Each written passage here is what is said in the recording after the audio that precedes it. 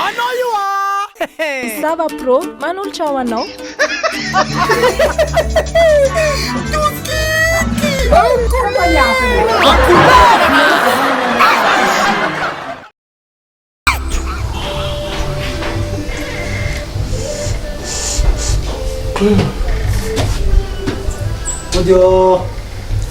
Audio.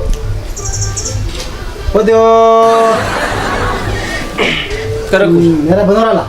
Karakory. Zay boka zegny amin'ny fotoagna niany ty zegny mandalo amin'ny quartier-nareo ty. Ke tanao boka zegny eran'izao tontolo zao fa maromaro zegny mitady an'i Jesosy Kristy. Magneran-tany mihitsy mitady an'i Jesosy amizao. Tady Jesosy. Ke za mba anontany aminao rahalahy. Mba hainao asa azovy Jesosy? Mba hainao izy Kristy? Jesosy. Ya. Azovy ka. Non, izy boka tsy zay fa za boka vahiny amin'ny tany ty. Za mbola voavy, tanao za mbola mandrimandry rerika za. Mbola voavy andeha hianatra zegny de koa ty zegny tegna marina. Za mbola vahiny Antananarivo aty ke tsy de misy olo aiky loatra na quartier zegny ke tsy. Na quartier misy aty ko tsy aiky. I raha izy tolo mamonjy tragno fa tsy aiky aboly volagninao.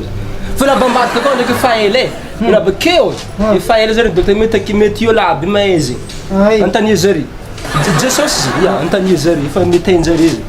Tsy haiko zegny copain. Ya. Merci raha.